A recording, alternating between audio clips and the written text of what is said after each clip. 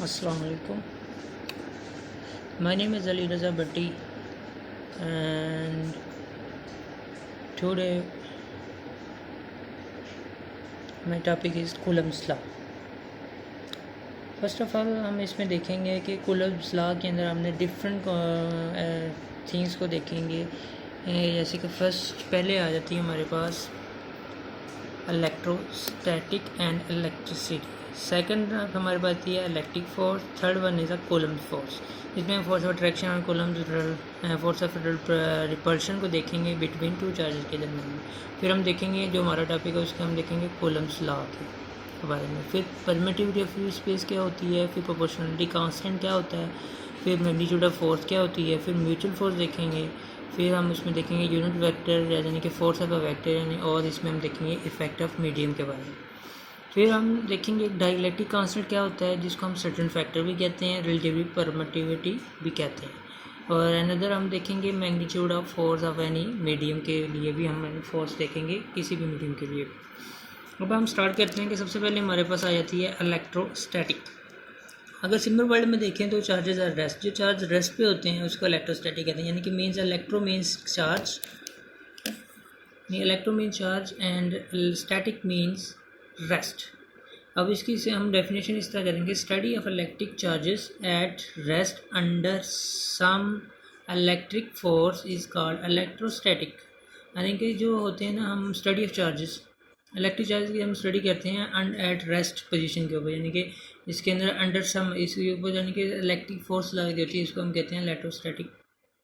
और इलेक्ट्रिसिटी मैंने बताया कि इलेक्ट्रिसिटी में करंट फ्लो करता है, जैसे ऊपर हम इसको ये कहते हैं कि चार्जेस आर मूवमेंट। और इसी तरह इलेक्ट्रिक फोर्स क्या होती है, इलेक्ट्रिक फोर्स वो होती है जो चार्जेस को होल्ड किए रखती है, उसको हम इलेक्ट्रिक फोर्स कहते हैं। अब इसकी डेफिनेशन दो तरह से होगी, a force holding the charges that is atoms and molecules is called electric force। अब इसकी हम दूसरी डेफिनेशन देखेंगे, the force which holds the negative and positive charges make the atoms and molecules is called electric force. यानी कि वो force जो negative और पॉजिटिव चार्ज को होल्ड किए रखती है, जो मेक करते हैं चार्जेस, एटम्स और मॉलिक्यूल्स बनाते हैं, उसको हम इलेक्ट्रिक फोर्स कहते हैं। अब इसमें आ जाता है फोर्स ऑफ अट्रैक्शन क्या होती है। इफ़ अगर चार्जेस सिमिलर होंगे तो वो फोर्स क्या होगी, अट्रैक्शन। इसी तरह if the charges are similar they will be the force of attraction. इसी तरह फोर्स ऑफ रिपल्शन जब अपोजिट होंगे तो वो रिपल्शन होगी। If the charges are opposite they will be the force of repulsion. इस तरह अभी हमने कितना पढ़ा, अभी हमने दो चीज़ें पढ़ी हैं, electrostatic electricity and electric force को हमने देखा है।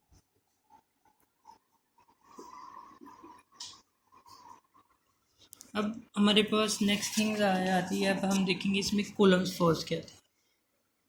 It generally to use the force between two charges may be attraction और रिपल्शन हो सकती है। किसकी वजह से होगी, Coulomb's law govern it, then we calling the Coulomb's force. किस वजह से हो सकती है कि जनरली तौर पे हम देखते हैं कि फोर्स और अट्रैक्शन जो होती है, फोर्स होती है बिटवीन दो चार्जेस के दौरान, या तो रिपल्शन होगी या तो अट्रैक्शन होगी। इसको हम उसने कूलम्स ने कहा कि ये कूलम्स फोर्स है। अब कूलम्स लॉ क्या कहता है, Coulomb's said that if they are two particles having electric charge. Coulomb's कहता है कि अगर दो पार्टिकल्स हैं वो रखते हैं इलेक्ट्रिक चार्ज, तो हमारे पास ये एक डायग्राम है, एक charge Q1 and Q2, magnitude of charge Q1 and magnitude of charge Q2, one particle and second particle.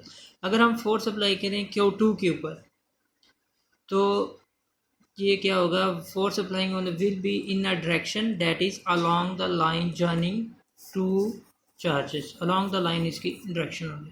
अब ये जो अब इस पॉइंट के ऊपर अप्लाई करेंगे तो ये क्या होगी, रिपल्शन, इस डायरेक्शन में ये होगी हमारे पास रिपल्शन। अब अगर Q1 पे हम अप्लाई करेंगे फोर्स, Q1 की तरफ अप्लाई करेंगे तो वो भी सिमिलर इसी तरह होगा, along line joining two charges, तो उसकी डायरेक्शन इस तरफ होगी, इसको हम कहते हैं ट्रैक्शंस। ये इसीलिए लिखा गया कि ये जो Q2 को हमने रिप्लेस कर दिया Q1 की, इसकी जब Q1 लिख देंगे तो यही वही चीज़ है, इसके बारे में भी आप लिख सकते हैं। अब हम इसके बारे में एक पॉइंट बना सकते हैं जो हमें मिलता है यहाँ से कि इन एनी केस, किसी भी केस के अंदर the direction will be along the line, direction क्या होगी, अलोंग द लाइन होगी।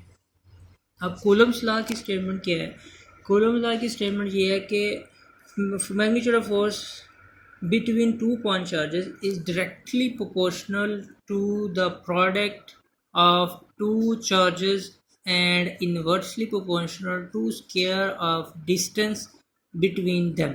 इसका मतलब ये है कि जो फोर्स होती है, जो मैग्नीट्यूड ऑफ फोर्स होती है दो चार्जर के दरमियान, वो होती है डायरेक्टली प्रोपोर्शनल किसकी होती है, प्रोडक्ट ऑफ टू चार्जेस, और इन्वर्सली प्रोपोर्शनल होती है स्केयर ऑफ द डिस्टेंस के जो होती है। अब इसी तरह हम इसकी स्टेटमेंट के मुताबिक हम इसकी इक्वेशन ड्राइव करेंगे। अब directly proportional to Q1 Q2, यानी कि इसका क्या हो जाएगा, force of magnitude of between two charges is directly proportional to product of two charges Q1 and Q2।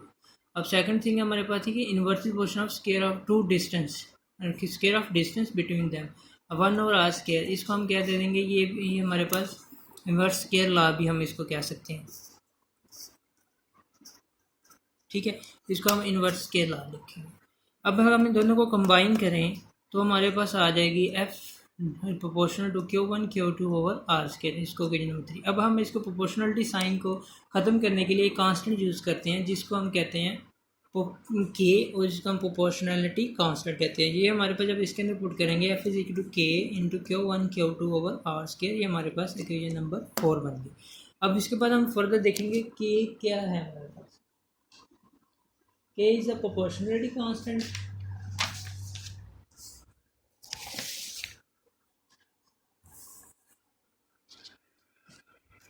अब इसमें हमें बताया कि K is a proportionally constant in free space air, यानी कि इस फ्री स्पेस के अंदर K क्या होगा, K is equal to 1/4 pi epsilon naught. Equation number 5 में हम इसको दे देंगे। अब इसकी न्यूमेरिकल वैल्यू क्या होगी, 9 multiply by 10⁹ newton metre square per coulomb square. अब इसमें आ जाता है एप्सिलॉन नॉट क्या चीज़ है, where epsilon naught electric constant होता है, या इसको हम परमिटिविटी ऑफ फ्री स्पेस कहते हैं। क्या कहते हैं इसको, परमिटिविटी ऑफ फ्री स्पेस। अब इसकी न्यूमेरिकल वैल्यू क्या होगी, 8.85 cross 10⁻12 per newton per metre square coulomb square. इसकी क्या होगी, ये न्यूमेरिकल वैल्यू हो जाएगी।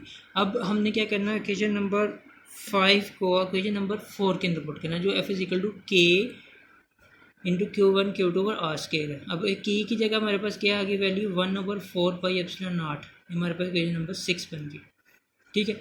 अब हमने देखना कि जो एप्सिलॉन नॉट था परमिटिव फ्री स्पेस की डेफिनेशन क्या हो सकती है। इसकी डेफिनेशन ये होती है, कैपेसिटी होती है फॉर फ्री स्पेस की जो परमिट करती है इलेक्ट्रिक फील्ड लाइंस को, ठीक है। The capacity of free space to permit the electric field line it is noted by epsilon naught. अब इसकी न्यूमेरिकल वैल्यू मैंने आपको पहले बता दी कि 8.85 cross 10⁻12 per newton per metre square into coulomb square.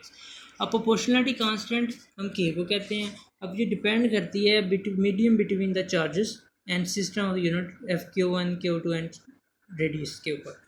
अगर फर्ज करें K इन अ मीडियम है, the value of K will change and that change due to characteristic permittivity। कहते हैं अगर K किसी मीडियम के अंदर है तो उसके अंदर वैल्यू के अंदर उसके चेंज आएगा। वो किस वजह से होगा, करेक्टरिस्टिक ऑफ परमिटिविटी, जैसे परमिटिविटी या फ्री स्पेस की वजह से होगा। डिफरेंट परमिटिविटी फ्री हर मीडियम की होगी, उसके मुताबिक ये इसकी वैल्यू क्या होगी, चेंज हो जाएगी प्रोपोर्शनली कांस्टेंट यानी कि K की। इसको हम C भी लिख सकते हैं प्रोपोर्शनली कांस्टेंट को, ठीक है। अब इसके बाद हमारे पास आ जाती है, हमने देखना मैग्नीट्यूड ऑफ फोर्स क्या होती है। जैसे हमने ये जो ओकेजन हमने पीछे ड्राइव की है ओकेजन नंबर 6, इसको हम कह सकते हैं मैग्नीट्यूड ऑफ फोर्स। जैसे कि मैंने इधर आप मेंशन कर दिया, मैग्नीट्यूड ऑफ फोर्स क्या होती है, F equal to 1/4 pi epsilon naught Q1 Q2 और R स्क्वायर। अब हम देखेंगे म्यूचुअल फोर्स क्या होती है। म्यूचुअल फोर्स के बारे में हम जैसे कि हम देखा, अब ये पॉइंट हमारे पास Q1 एंड Q2, अगर फोर्स हम अप्लाई करेंगे Q के ऊपर किसकी वजह से, Q2 की वजह से, तो फोर्स हमारे पास क्या हो जाएगी इस डायरेक्शन में, तो हम इसको कहेंगे F12, ठीक है। अभी force on Q1 Q2 due to Q2 then the force is F12, ठीक है। इसको हम इस तरह रिप्रेजेंट करेंगे। अगर फोर्स को हम अप्लाई करेंगे Q2 के ऊपर due to Q1 then the force is F21 but in opposite, क्योंकि अभी इन दोनों इसकी डायरेक्शन इस तरफ को है और इसकी डायरेक्शन इस तरफ को, ये एक दूसरे की क्या अपोजिट है। सो हम इसको लिख सकते हैं F12 is equal to minus F21 equation number 7। इसको म्यूचुअल फोर्स भी कहते हैं। ये एक न्यूटन थर्ड लॉ की भी अक्कासी करता है, जैसे कि एक्शन है reaction but in opposite directions. ये वही चीज़ है, मैंने न्यूटन थर्ड लॉ के रिप्रेजेंट कर रहे हैं। अब यूनिट वेक्टर बेसिकली हमें पता है यूनिट वेक्टर की मैग्नीट्यूड होती हैं, जिसकी मैग्नीट्यूड इक्वल 1 होती है। अब वेक्टर डायरेक्शन को रिप्रेजेंट करने के लिए हम यूनिट वेक्टर यूज़ करते हैं जिसको एन कैप होते हैं, विच है मैग्नीट्यूड इज़ इक्वल टू 1। ठीक है, अब इसकी मैग्नीट्यूड 1 होती है। अब फोर्स ऑफ ए वेक्टर हमें पता है, फोर्स ऑफ वेक्टर होते हैं। अब इसी तरह हम जैसे हमने देखा था फोर्स की वाले में हमने देखा था कि इसकी डायरेक्शन के हिसाब से इसके बारे में यूनिट वेक्टर भी आएगा साथ। अगर हम इसको देखें, अगर इसके ऊपर लगाएं तो हमारे पास आ जाएगी F21 फोर्स आएगी, साथ यूनिट वेक्टर भी आएगा R21, इसका डिस्टेंस R21 है। इसी तरह हम अगर Q1 के ऊपर लगाएं तो इसकी फोर्स आ जाएगी 1 2 R12, बट ये दोनों भी अपोजिट हैं, तो इसका यानी कि it means these unit vectors are same but in opposite directions. So हम इसको भी ले सकते हैं R21 is equal to minus R12 unit vector, equation number 8। ये हमारे पास क्या आ गया, हमने पहले निकाली है फोर्स जो दोनों वो भी अपोजिट हैं, Newton third law mutual force. अब हम यूनिट वेक्टर मुताबिक देखेंगे, यूनिट वेक्टर भी क्या हैं, एक दूसरे के अपोजिट है। अब हम देखेंगे, अब यूनिट वेक्टर जो आ गया, अब आपने इक्वेशन नंबर 4 के मुताबिक लिखे नहीं 7 के मुताबिक लिखेंगे। अब 7 इक्वेशन नंबर 7 हमारे पास क्या थी, जैसे हमने लिखा था F12 is equal to minus F21। अब F12 को हम लिखेंगे 1/4 पाई एप्सिलॉन Q1 Q2 और R स्क्वायर। अब मैंने क्या बताया था, अब इसके साथ क्या आ जाएगा, यूनिट वेक्टर भी आ जाएगा R12 कैप। जैसे F12 इसका यूनिट वेक्टर भी हो जाएगा R12। और अब F21 के लिखेंगे सेम इसी तरह आ जाएगा, क्योंकि अब अपोजिट डायरेक्शन थी फोर्स की। F12 is equal to minus F21, तो ये इसके साथ माइनस का साइन आ जाएगा और इसका यूनिट वेक्टर क्या आ जाएगा, R21 R कैप। 9 और 10 हमने क्वेश्चन नंबर। अब क्वेश्चन नंबर 8 को हमने पुट करना है। जो क्वेश्चन नंबर 8 क्या थी हमारे पास,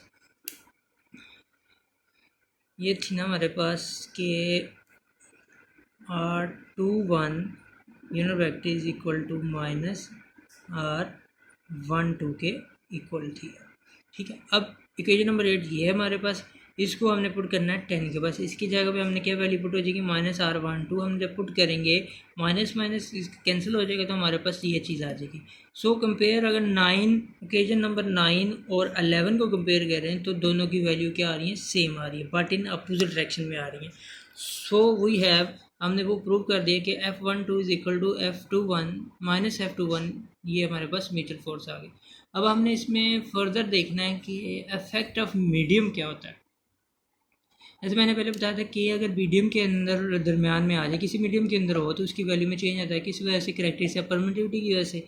अब इसी तरह इफेक्ट ऑफ मीडियम देखेंगे, इफ़ वी प्लेस या put a medium between to charge, अगर कोई किसी मीडियम को यानी कि बिटवीन चार्ज कर दें तो फोर्स क्या होगी, what will be the force क्या होगी, इधर द फोर्स इज ग्रेटर होगी than to the free space. किसी मीडियम के अंदर फोर्स ज़्यादा होगी, फ्री स्पेस के मुकाबले में यार लेस होगी। और इसी तरह if a medium between two charges then we will observe the mutual force. अगर हम मीडियम को बिटवीन टू चार्जेस के अंदर दरम्यान में रख देते हैं तो हम इसमें ऑब्जर्व करेंगे mutual force of these two charges. तो इसके मुताबिक म्यूचुअल फोर्स क्या हो जाएगी, will be reduce as compare in the free space. Same इन दोनों का मतलब ये है कि अगर फोर्स कम या तो फोर्स ग्रेटर देन होगी या लेस देन होगी फ्री स्पेस के निस्बत। इसी तरह इधर भी म्यूचुअल फोर्स रिड्यूस हो जाएगी compare to the in free space के मुताबिक। अब इससे हम एक पॉइंट बना सकते हैं कि जो हमारे पास होती है कि force reduce by a certain factor, किसी भी फैक्टर की वजह से फोर्स में क्या हो जाएगी, रिड्यूस हो जाएगी than to the force in free space. Free space की जो फोर्स होगी वो उससे ज़्यादा हो जाएगी, यानी कि फोर्स जो रिड्यूस बाय सर्टेन फैक्टर की वजह से जो रिड्यूस होगी वो रिड्यूस होगी देन किसकी, फोर्स इन फ्री स्पेस की, यानी कि force reduce by a certain factor than to the force in free space. अब हमें पता होना चाहिए कि सर्टेन फैक्टर क्या होता है, उसको हम डाइलेक्ट्रिक कांस्टेंट भी कहते हैं। डाइलेक्ट्रिक कांस्टेंट को हम कहेंगे it is also called relative permittivity and certain factor. It is denoted by epsilon R. अब from let force in dielectric medium is, जैसे हमने फोर्स पढ़ी थी F is equal to 1/4 pi epsilon naught Q1 Q2 over R के। अगर electric medium के लिए हम फोर्स लिखेंगे F dash 1/4 pi epsilon naught की जगह मीडियम लिखेंगे, क्योंकि इसी मीडियम के अंदर है dielectric medium Q1 Q2 over R के नंबर 12। अब epsilon medium is equal to हमें पता होना चाहिए किसकी होती है, epsilon naught and epsilon R की। ठीक है, अब ये हमारे इक्वेशन नंबर 13। अब इसको हम इसकी जगह पुट करेंगे इस इक्वेशन 12 के अंदर, 13 को 12 के अंदर करेंगे तो हमारे पास क्या मिलेगा, तो हमारे पास आ जाएगा F dash equal to 1/4 pi, इसकी जगह क्या आ जाएगा एप्सिलॉन नॉट एप्सिलॉन आर आ जाएगा Q1 Q2 over R square. Equation number 14। अब इक्वेशन नंबर 6 क्या थी, इक्वेशन नंबर 6 हमारे पास सिंपल थी कि F is equal to 1/4 pi epsilon naught Q1 Q2 over R square. अब जब हम इसकी जगह पुट करेंगे तो 1/एप्सिलॉन नॉट ये डिफरेंट होएगा, बाकी ये और ये यानी कि फोर्स की इक्वल आ जाएंगी, तो हमारे पास ये चीज़ आ जाएगी फोर्स 1/एप्सिलॉन नॉट इसके साथ आ जाएगा इक्वेशन नंबर 15। अब इससे हम ये बता सकते हैं कि डाइलेक्ट्रिक मीडियम एक्सेप्ट एयर के अलावा dielectric medium is always greater than Y. Dielectric की जो मीडियम के अंदर जो फोर्स है ना इज ऑलवेज ग्रेटर देन 1 होगी, यानी कि इसका हम ये लिख सकते हैं कि इसके मुताबिक लिख सकते हैं कि F dash is greater than an F के।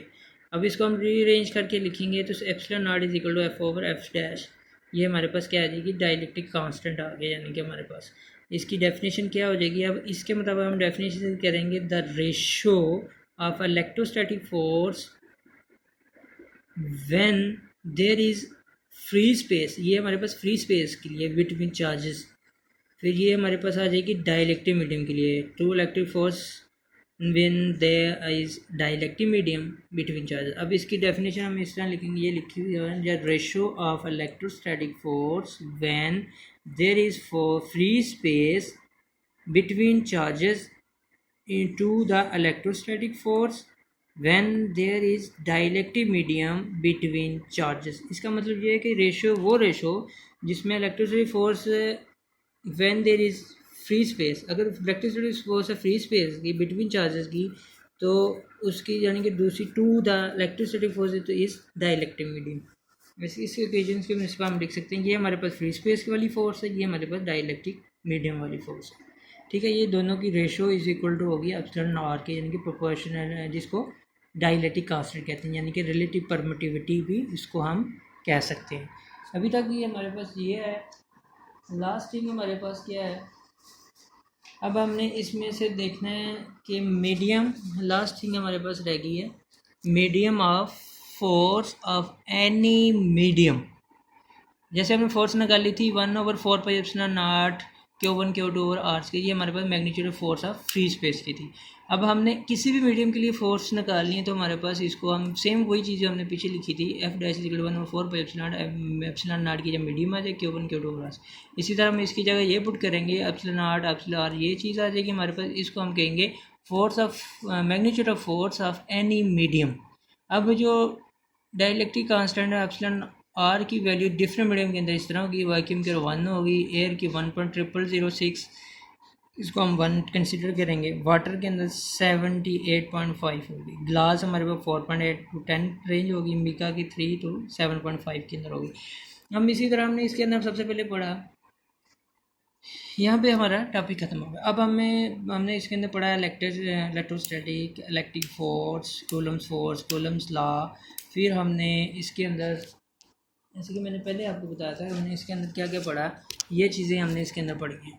इलेक्ट्रोस्टैटिक जैसे मैंने बताया कि चार्ज रेस्ट के ऊपर होती हैं, ठीक है।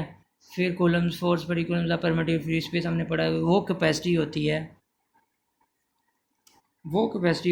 ये इस वाली चीज़ के बता रहा हूँ, वो कैपेसिटी होती है जो फ्री स्पेस की, वो कैपेसिटी जो परमिट करती है इलेक्ट्रिक फील्ड लाइंस को। प्रोपोर्शनल कांस्टेंट के वो कहते हैं, जिसकी वैल्यू मैंने आपको बता दी है। ये डिपेंड करता है किसके ऊपर, medium of between two charges के और सिस्टम फोर्स के और चार्ज है। फोर्स और मैग्नीट्यूड फोर्स जैसे कि भी बताया F is equal to 1/4 per epsilon naught into Q1 Q2 over R square.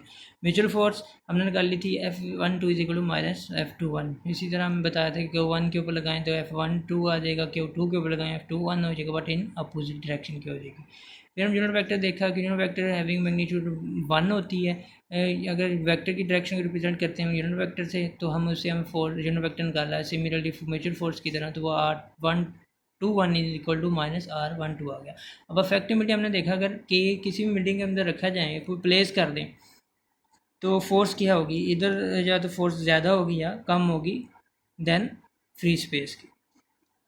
और यार इसी तरह अगर हम किसी मीडियम के अंदर रखें तो उसमें म्यूचुअल फोर्स को ऑब्जर्व करेंगे तो वो भी रिड्यूस होगी than compare to the free space की। इसी तरह डाइलेक्ट्रिक कांस्टेंट और परमिटिव का एप्सिलॉन आर होती है, इसकी रेशो मैंने बताई थी कि epsilon r epsilon r is equal to F over F dash, यानी कि electrostatic force when there is a free space between charges to the electrostatic force when there is dielectric medium between them।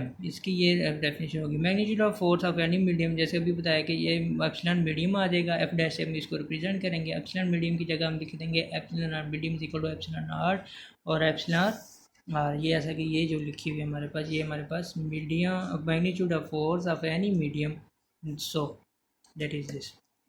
सो उम्मीद है कि आपको ये मेरा समझ आया होगा। थैंक यू, अल्लाह हाफिज़।